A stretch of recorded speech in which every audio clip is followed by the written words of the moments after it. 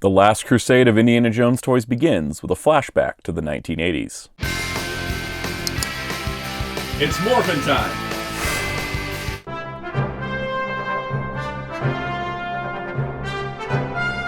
Hello, this is Soundout here, and welcome to my review of Wave 1 of Hasbro's Retro Collection for Indiana Jones. With Indiana Jones and the Dial of Destiny coming out this June, Hasbro has a new line of figures. Now, there are two different scales of the main lines, technically three. We've got these, which are the 3.75-inch Retro Collection, made to look like the original Kenner action figures for Raiders of the Lost Ark.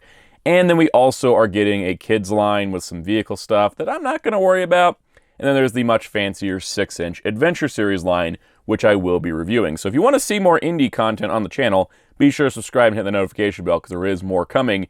Because I think, this might be the last hurrah for indie toys, because who knows if they're ever going to make another movie or anything. So I'm going to be picking up all the Retro Collection, all the Adventure Series, and maybe some stuff in between. So make sure you don't miss out on a video. Hit the like button while you're down there if you do enjoy this type of video. So today we're going to be looking at all 5 figures from Wave 1. These retail for $11.99 US. So if you do see them for $14.99, shop around, because they were originally solicited at $14.99. This Indy actually ordered at Pulse when he was $14.99. They said, send an email saying, oh no, he's actually $11.99. And some other sites haven't caught up to the rest of them. For example, when I bought German Mechanic in a Target store, he was $14.99. But they should be $11.99, so keep an eye out. Make sure you get the best price. This falls in line with the Star Wars Retro Collection. So these are starting to hit now, this first wave. The second wave is going to be mostly Target exclusives, but we'll worry about that when those come out. Hopefully in June is when Hasbro says. So let's take a look at the Retro Collection. But before we begin to the indie side, let's describe what the Retro Collection is for those unaware of it. So Hasbro's Retro Collection has been pretty much exclusively Star Wars. While there's some G.I. Joe stuff that I think is branded sort of similar to Retro Collection, this Retro Collection label has been pretty much Star Wars. And the idea was to recreate the Kenner action figures. So I don't have many of these. The only one I actually own is Bossk and the Boba Fett that came in the 2-pack with Bossk. But essentially it's supposed to look like the vintage. Now with Star Wars, they did this like fake scuffing detail and this giant fake sticker. Actually, no, it's a real sticker. This sticker, so that way they don't get mistaken for the original vintage ones, which would be hard to do, I think, with the 4+ and all the extra legal text on the back that did not exist on the originals. But they want to make sure that, they don't get mistaken for the originals. They didn't do this style for Indy, which we'll look at in a moment. But the reason I brought out Bossk is because we have Bossk here, and then here is an actual vintage Kenner Bossk. So what I wanted to point out was that while they look very, very similar, there are some slight mold discrepancies. And the reason why is because the 80s molds for these Kenner figures don't exist anymore. But they did make new molds that look similar. So you can kind of see how his waist's a little thinner. There are some mild cosmetic differences. I'm not sure about the gun because my original vintage Bossk doesn't have one. And you're probably wondering, why do you own so many Bossk figures? Because he looks cool, okay? I like this dude. But anyways, vintage Bossk is the only vintage Star Wars I have. Retro Bossk is pretty much the only retro Star Wars I care about. So as you can see, they're very similar, but they're not exact. And the same thing goes for the Indy figures, which I have none of the original vintage ones for. So of course we're going to start with the main man himself, Indiana Jones. His name is in the title of 4 out of 5 movies, so I think he's kind of important. But here he is. So let's take a look at this retro packaging. So like I've mentioned, or should have mentioned, these are based on the retro lineup. There you can see all 5 figures on the back. So it does have the old Adventures of Indiana Jones logo, and it does say Raiders of the Lost Ark. This, of course, has the Kenner logo on it, even though this is a Hasbro product. As you can see, Hasbro there. And there's enough stuff on the back that's changed, so you wouldn't be able to mistake this for an original vintage Indiana Jones, especially with that giant slab of paper with all the copyright stuff on it. But you can see Indy here. He's got like a blue background. His accessories are there. His whip is behind him. His gun is there. You can see a nice picture of Harrison Ford as Indiana Jones. The action feature plus Indiana Jones there. And, the Adventures of Indiana Jones and Raiders of the Lost Ark. And it's got this cool, like, Egyptian hieroglyphic border on it, which is just really cool. So it does invoke that original packaging design without replicating it so perfectly that you couldn't tell that this was the 2023 edition and not the original. So let's take a look at Indiana Jones. So here's main man himself, Indy. Now what's cool about this figure is that he has very much, you look at him and you're like, that's the Kenner Indy. There are some differences that I'm sure we could go over if I had the side-by-side. I think the jacket's a little darker. I think some of the colors are a bit different. But overall, I mean, it gives you the same vibe as that original vintage Indiana Jones figure, which is pretty cool. Detailing-wise, he is sparse because he is supposed to look like an old 80s Kenner figure. So if you're looking for realistic Harrison Ford likeness, it's not here. You pretty much get dot eyes, and, you know, the fact they put in the, like, line around the eyes to give it shape is impressive. Overall, I mean, he's really well detailed. You can see the gun strap here, the hook for his actual whip, which is pretty cool. You can see on the back here, these are made in Vietnam. So Power Rangers fans, if you're somehow watching, which, I mean, hey, there's some overlap in my channel, just so you know, the Vietnam factory for Hasbro can make good toys. They just don't seem to care about Power Rangers. Anyways, let's talk about Indy in terms of articulation, because he's pretty basic. Like, he's got his head that turns, he's got a shoulder that goes 360. This shoulder is on a spring for his action gimmick for flipping his whip or pulling his gun from the holster. And then he's got the weirdest hips I've ever seen. They're H hips in the front, V hips in the back, which means they go out like this. This is leftover, and then he's also got knee bends. This is leftover because Kenner reused parts from their Butch and Sundance line to make their Indiana Jones line. They rode horses, and this is like a good horse stance. And then every figure got, you know, H hips in the front, V hips in the back. Really strange, really weird, but unique, that's for sure. Now, what is also unique is the feature of the hands. So the hands on the original vintage were hard plastic, and actually I think the whole arms, because these look like one part. But essentially they made these softer, so that way the hands don't break holding the accessories. That's great. All right, so how does he hold the pistol? Oh, how does he hold the pistol? Hold the pistol? Can you hold? There we go. He held the pistol. And then we use the action gimmick to pull it from the... Oh no, I lost the pistol. Okay, I found the pistol. The important part with these figures is to realize that they were designed in the 80s, but I think for some reason Hasbro had to thicken up the handle on this. So, like, if you want to do the pistol action, you got to get it right in the right position like that, which you can see is stretching the heck out of his thumb. But he can hold it, which is pretty good. Now, does it fit in the holster? Because the holster's not really, like, a complete circle. Let's see if we can just kind of, like, slip it in, and I'm dropping it.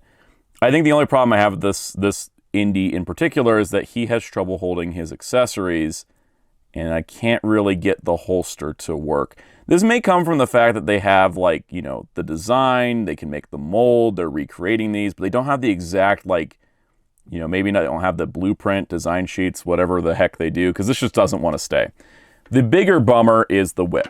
So it is shorter than the vintage one. That's understandable, you know, safety hazards and stuff. The handle's redesigned on this one, so it's just, like, much larger, probably for choking hazard reasons. Like, I guess that's too thick to get lodged in a child's throat. I apologize for that visual. But it also means, just like with the pistol, he really has trouble holding it. Like, the hand you wanted to have it in, right? Like, the hand to whip with the hand. I have not been able to get it to hold, like, at all. It pretty much just squeezes into the hand-ish, but it doesn't really hold, because see how big the handle actually is? So I think modern safety standards kind of wrecked these figures a little bit, if I'm going to be honest, or at least wrecked Indy a bit. There we go. I can get him to hold the whip that way, with that hand. And it may be because to get the pistol in this hand, I had to stretch it too much to where it couldn't hold on to the top part of that. And if I can just get the pistol back in, we'd be in business. So if you want it to work, you're probably better off, like, widening the hand, sticking some, like, I don't know, sticky tack, some kind of blue tack stuff in the hand to hold the weapons, because my goodness, this doesn't want to stay, does it? Maybe even heating up and reshaping the hand around it would be good. But if you're talking about straight out of the package play, not the best. But there we go. So now there's him holding both accessories, right? So we accomplished that. Now the cool part is you can take the whip and you can roll it up kind of like this.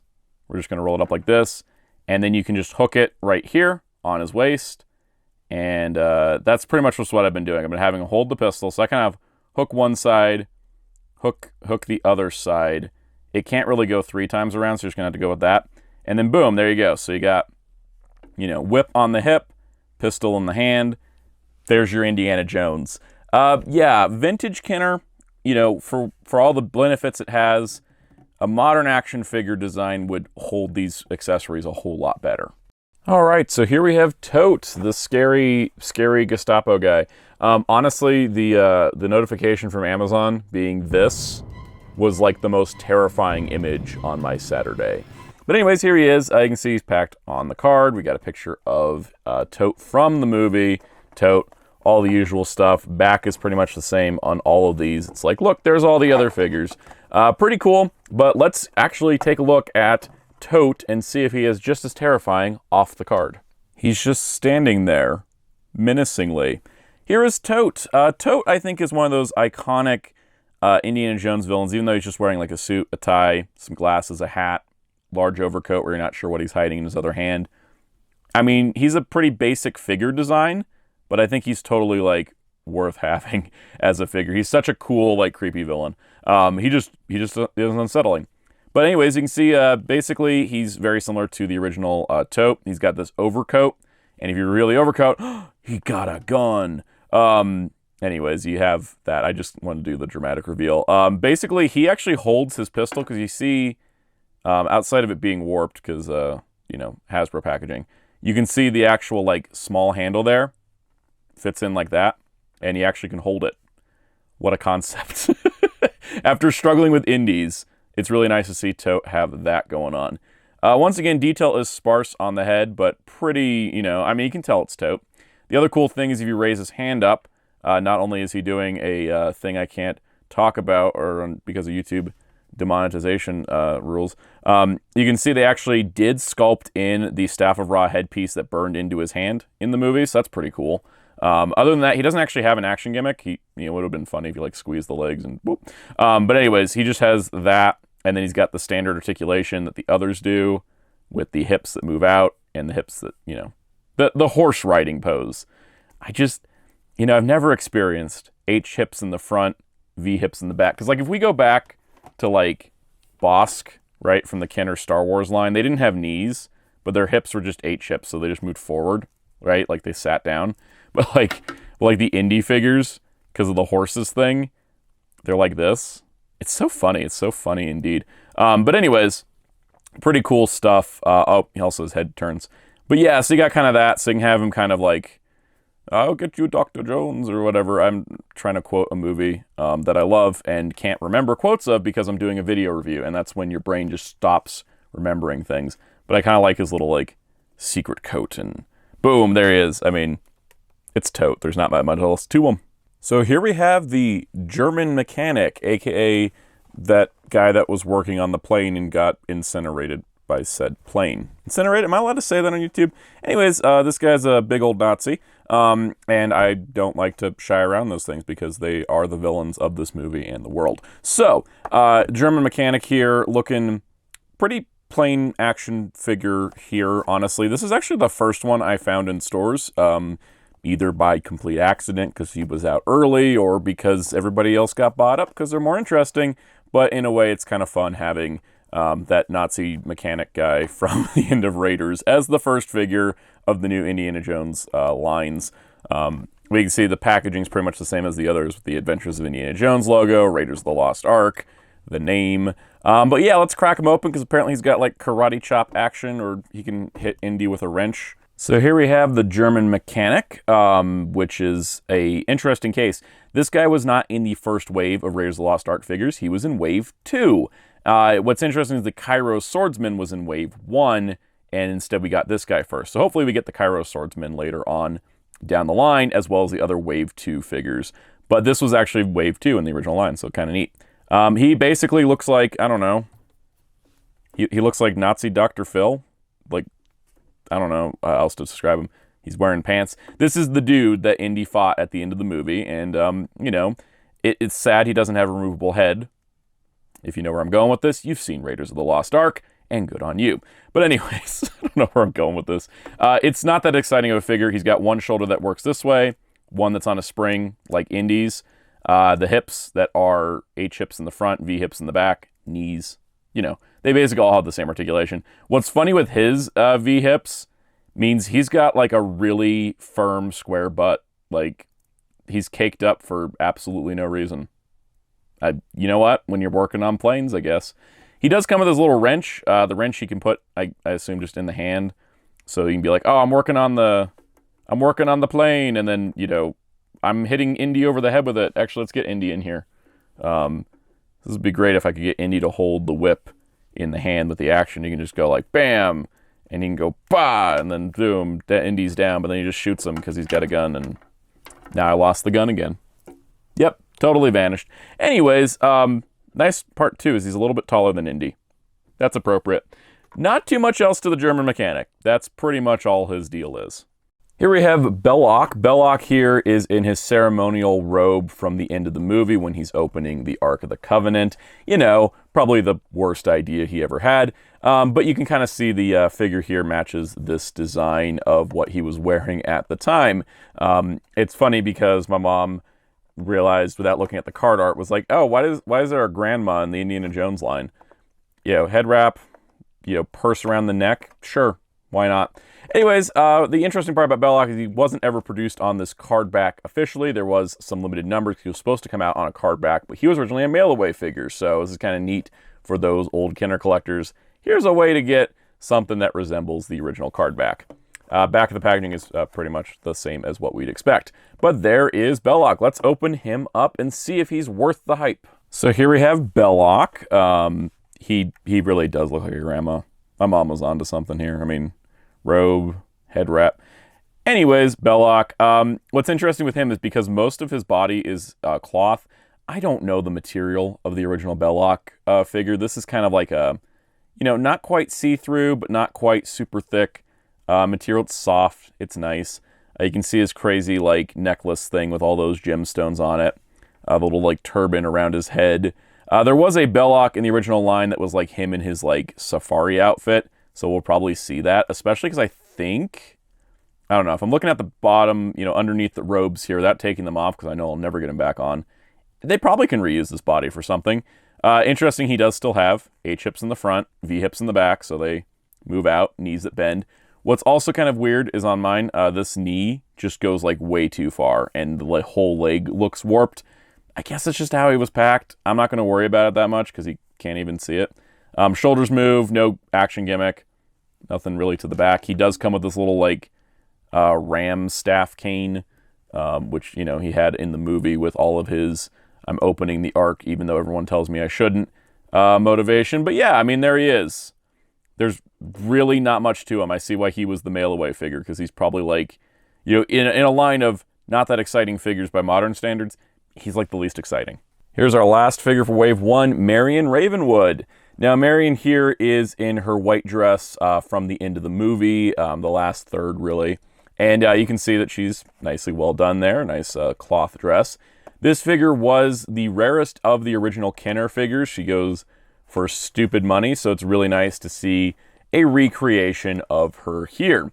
But let's see if she's actually a good action figure and worth all that hassle it is to get a vintage one. All right, so here we have Marion. What's really fun about Marion is her only accessory is this monkey. Because even though this monkey, we'll talk about her in a moment. Even though this monkey was a total betrayer, we still love him, right? Like, you know, he's still adorable. It's funny because the monkey is this little static piece. She didn't even have the monkey in the scene with this dress. The actual Adventure series Marion is in the outfit where she would have had the monkey. But yeah, there's the little monkey. Anyways, he betrayed everyone. We don't care about him anymore. Let's look at Marion. Now, this figure was short-packed and, like, really hard to find, apparently, in the vintage line, because, like, carded samples go for several $1,000s, so it's nice to have recreated her. I almost wonder if the reason she was so short-packed was not just because she was the girl in a boy's toy line, back when that, you know, meant that she would get underproduced, but because of this dang dress. Like, this dress is layered, like, 3 sheets deep, plus the actual, like, layer fabric underneath. There is not much else going on with this figure. No action gimmick. She's got shoulders that move, head that turns. She has V-hips. They're not H-hips in the front, V-hips in the back. They did paint her shoes. No knees, so I guess she's lower in articulation to accommodate the budget for, you know, the dress that is pretty much just like, I don't know, table doilies, just like layered. It looks really nice, though. And for like a $12 figure nowadays, you know, even though she does basically nothing and can't really do any action poses and can barely stand because her feet are really tiny and you just have to kind of help the dress balance her out, she does look really nice. I don't know if we'll see an adventure series Marion in this style. Kind of hope we do, just for completion. But in terms of actually getting like the retro in this look where the adventure's in a different look is really cool. We'll look at that adventure one later. But essentially, I do really like the way the dress was done, and I'm surprised Hasbro pulled off something that intricate in the modern day. So pretty cool, actually. So what's my consensus on Wave 1? If you're a retro Kenner collector and you don't have like Marion or Belloq, totally pick them up. I think they'll merge into your collection pretty good, and they'll be a heck of a lot cheaper than the originals. If you have the original 3 of the other 3, you probably don't need these. They're not that much better. Honestly, I think that in general, as a person who didn't collect the original Kenner line, who is only picking these up because he really wants Indiana Jones toys, they're fine. For the 12 bucks they go for, not bad. For the 15 that they were charging in some places, no way. Just get them at 12 or don't get them at all, essentially. Unless you really, really love the retro aesthetic, because it is a nice aesthetic. For me personally, I'm still more excited for the Adventure series, and I will be reviewing those when I have all of Wave 1. I currently only have Marion. But in general, this line is going to be kind of a fun pickup, especially when we start getting to Wave 2, because for Wave 2 will be good for Kenner collectors and new collectors, since there'll be Temple of Doom and Last Crusade figures in it, which will be really cool. The downside is they're like all exclusive to some store, so we'll take a look at those in the future. But that does it for this video. If you're looking for more Indiana Jones, I did review Disney's props that are based on the actual artifacts from the movies, so check out that video, as well as stay tuned for future ones where we'll be talking about the other Indiana Jones toys coming up, because I love this brand, and it's probably not going to survive this year in toys, so might as well just review everything and enjoy it, right? So if you enjoy it, hit the subscribe and notification bell, hit the like button, leave a comment down below, and tell me anything you want to tell me about this line. Also, be sure to check out my Monday live streams at 5 p.m. Eastern here on this YouTube channel, where we talk about Indiana Jones toys and all kinds of good stuff. Also, you can find me on social media at Twitter, Instagram, and TikTok, while those are still applicable, at Soundout12. Check out my graphic designer on Twitter at DarkClaw643. Check out Hero Club at hero-club.com for movie news and more. And until next time, this is Soundout saying goodbye.